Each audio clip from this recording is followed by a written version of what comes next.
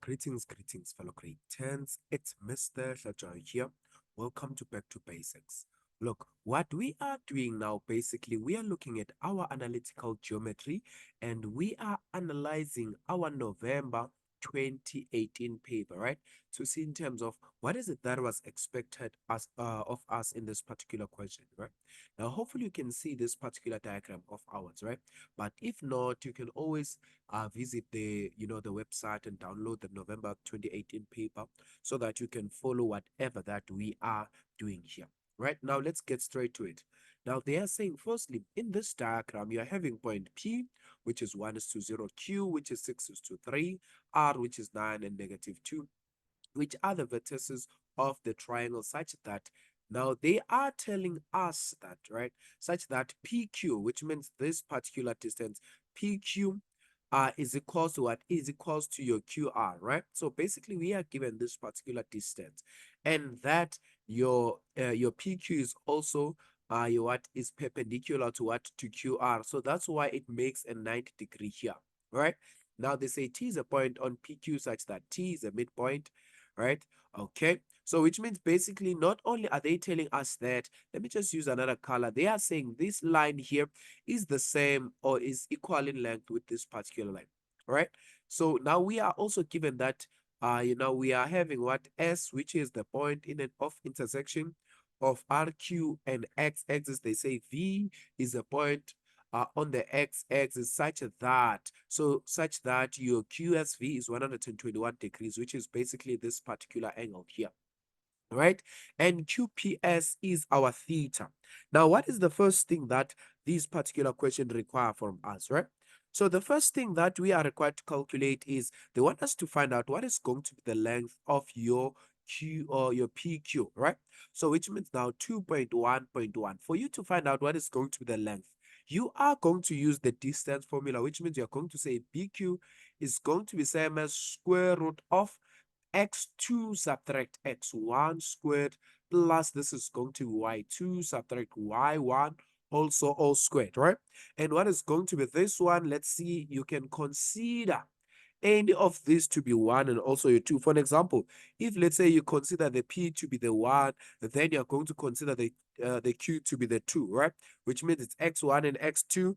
The other one is going to be y2 and also y2. X1 and also y2 out again. So now let's see, this is going to be same as what is the x2. So we are saying this now it's going to be same as your 6. This is same as 6 subtract what? 6 subtract 1 close bracket squared plus this is going to be same as what? This is same as your 3 or rather 6. Let's look at this. Let me just fix that very nicely. So this is going to be same as your 3 subtract 0, right? Squared. And what is going to be this? This is same as when you say 6 subtract 1, it's same as 5. And 5 squared, it's same as what? It's same as 25. Plus here 3 subtract 0 is same as 3. And 3 squared is giving you what? It is giving you 9. Which means basically this is going to be same as your what? This is same as your square root of 34, right? So basically that is going to be the length of PQ. And remember they said we need to leave our answer in set form, right? So it's just going to leave it the same way as it is, right?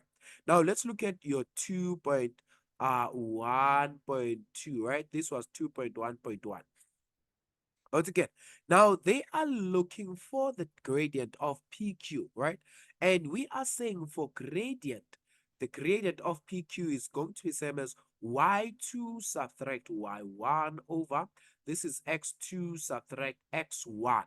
Once again, and then now what is it that you are going to consider as your 2 and also your 1, right?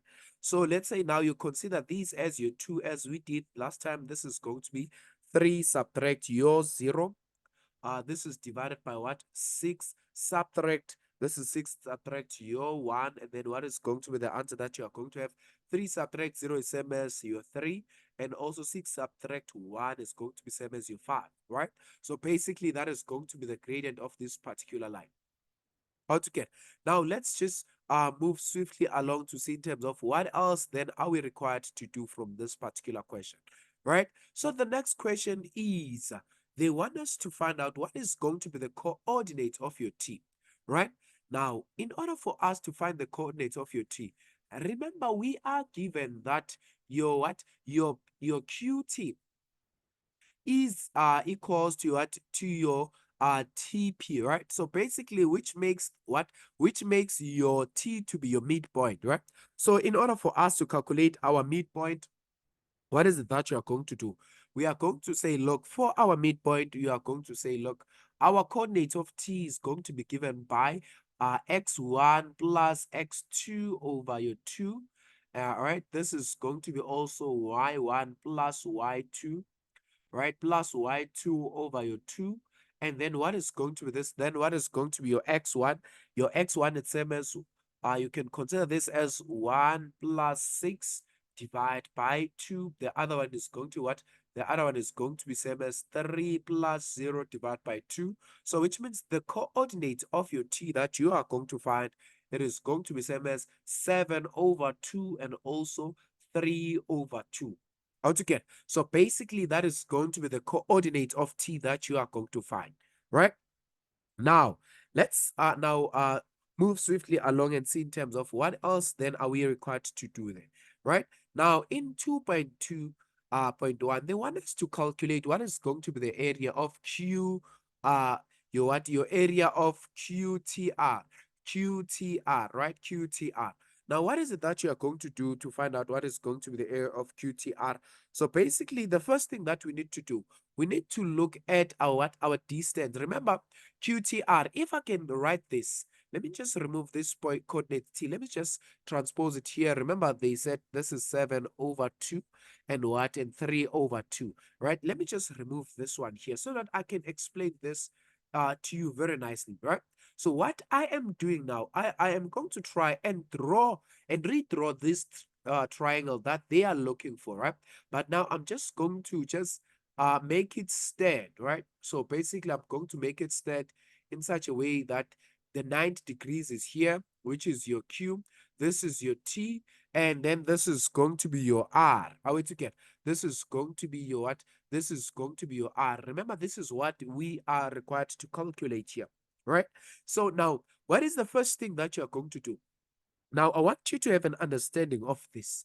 Remember, when you are looking for an area, since this is going to be a right angled triangle, so basically, I've just taken this particular triangle here and just I've just drawn it in a correct manner so that you can see in terms of what is going on here. Now, firstly, what is it that you are taking note of? I think you are firstly going to take note of that your QT, for an example, your QP, right? Your QP, your QP is going to be same as your what? Your QR. This one, it is given. Remember, this particular statement is given, right? So which means now, what is it that you are going to consider? Which means now, your QR that you are having, right? Your QR that you are having, it is going to be same as what? The value of your QR is going to be same as root 34 altogether. So your QR is going to be root 34, which means we have our QR, which is 34. Now, number two, what else then now can you calculate from here then? Uh, so from here, we can then calculate what is going to be our, what? We can calculate what is going to be our QT, right? Remember the area of your triangle, your right angle triangle. We are saying area is what?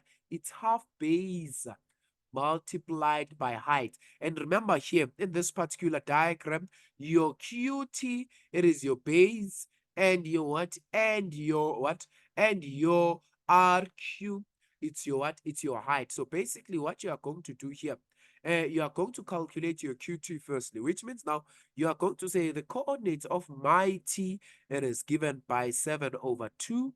This is 3 over 2. And my Q, it is given by what? It is given by 6 and also 3. So now let me just calculate what is going to be the distance of my QT altogether. So in order for me to calculate the distance of my QT, I'm going to start here, right? I'm going to say, look, my QT, it is going to be given by, remember the distance formula, it's x2 subtract x1 close bracket squared plus y2 subtract y1 close bracket squared, right? So your QT here, it's going to, this is going to be the square root of This is same as your 7 over 2. Let's use 7 over 2. Subtract 6, right? 7 over 2 subtract 6 squared. This is going to be plus, what is the other one? Is 3 over 2. Subtract what? This 3 over 2, subtract, let me just, yes, 3 over 2, subtract your what? Subtract your 3 squared. And then what is going to be the distance that you're going to get here? Now, when you plug this in your calculator, you are going to get this as root 34 over your 2 altogether. So basically, that is going to be your QT. And now that you have your QT, then now you can calculate the area, right? Remember the area formula, we said the area, it is equals to half base multiplied by what? Multiplied by height. And remember, we said our base, it's what? It's QT, which means this is QT, and our height, it's QR, right? And we have both of these distance because this is right root 34 divided by what? Divide by 2. And then now what is going to be this one? So we are going to say the area is going to be same as 1 over 2 multiplied by the base, which is 34 or root 34, or rather root 34, yes, divided by 2 multiplied by root 34. And then what is going to be the answer for your area? You are going to realize that the area that you are going to find here, and it's going to be same as what? This is going to be 17 over your 2 units squared, right? So basically that is going to be the area that you are going to find, right? 17 over 2 units squared, and this is also same as 8,5 in what? In decimal. So basically that is how you are required to calculate the area of this particular triangle, right? Hopefully this makes sense to you now. Let's now move swiftly along to our 2.2 so that we can see in terms of what is required of us in there, right? Let's just make up our space in here so that we can understand that. Now, in this other particular question, or rather in this question, what is it that now you are given here, for example? Now, they want you to calculate what is going to be what? The size of your theta, giving a reason, right? Now, they want you to find out what is going to be the size of your theta, right? Now, it is almost easy for us to calculate the size of our theta, right? Because, look, the easier thing that you can do to calculate the size of your theta, you can say, if let's say, for an example, let me just remove this here, this so that you can see, right? Now, if let's say we consider this particular triangle, right? Let's say we consider this particular triangle here, right? This is the triangle that we consider here, right? Can you see that this 1 to 1, it is an exterior angle of a triangle, right? So which means this angle and this particular angle must add up to this, right? So basically, which means here, I am saying your angle, what? Your angle QSV, your angle QSV, right? QSV is going to be equals what? It is the same as your angle Q plus your angle what? Plus your angle QPS, right? Plus your QPS. And QPS is your theta, right? And what is going to be the reason here? This is going to be the exterior angle of your triangle. Remember the exterior angle of a triangle, it is equal to the interior opposite angles, right? So which means this is 1 to 1, which is equals to 90 degrees plus your theta, right? So which means basically your angle of your theta is going to be same as what? Your theta that you are going to find here, your theta is going to be same as 1 to 1 subtract your 90 degrees. And the answer that you are going to find here, remember here, what you are given here, this is going to be same as your theta is going to be 31 degrees. Okay, so that's going to be your angle of your theta that you are going to have here, right? Hopefully this makes sense to you, which means this is going to be 31 degrees, right? Now let's move swiftly along. Now, let's see. Now, they want us to find out what is going to be the coordinate of S, right? To find out the coordinate of S. Now, there are a lot of things that we can do to find out the coordinates of your S, right? Now, for an example, as you can see, can you see that your S lies on the line QSR? Can you see that? It lies on line QSR. Okay. So which means there are a lot of things that you can do to find out what is going to be that particular thing, right? Now, for an example, What I want you to do this, I want us to use this in an equation form, right? So you can literally still say, now, your QS, if let's say you can find out what is going to be the equation of your line QR, and then you know that your S, it is the x-intercept of that particular line, then you can calculate that, right? So which means you must start by calculating what is going to be the gradient of your QR, right? You're going to find out what is going to be the gradient of your QR. So you are going to start by the gradient of my QR.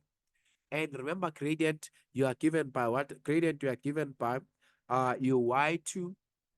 This is y2 subtract y1 over x2 subtract x1. And then this is going to be same as what? Now, what is going to be y2 here? Let's see, this is same as 6 subtract, let's say this is subtract 9, or rather we start with the y. Look at me.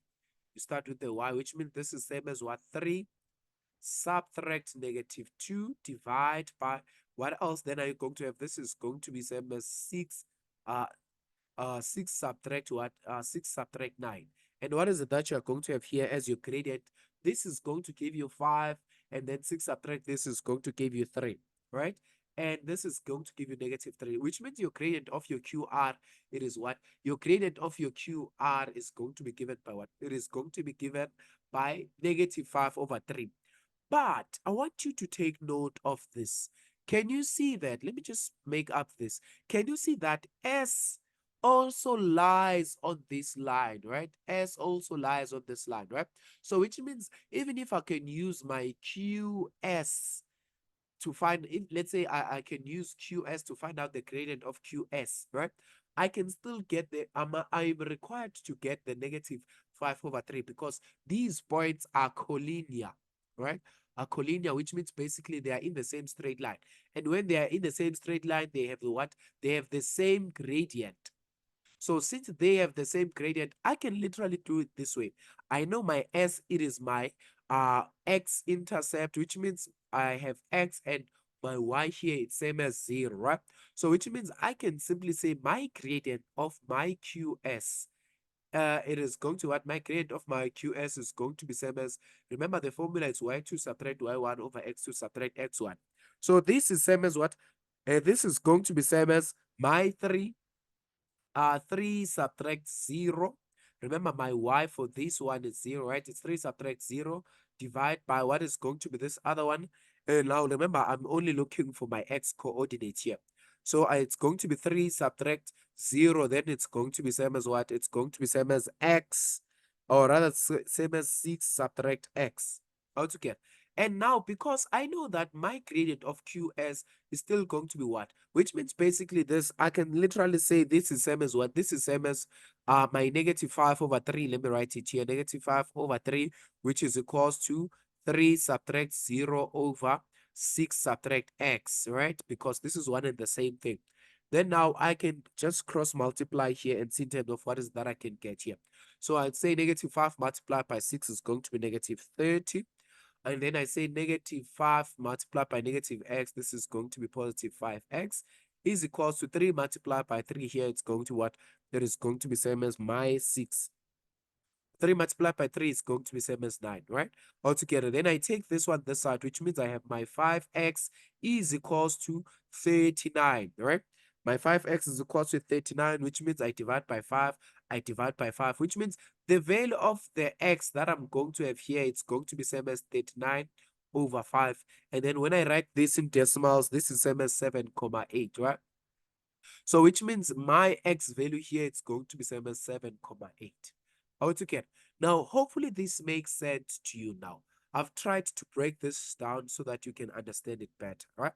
Now, let's look at the last question that we are given here, right? Let's just make up our space here.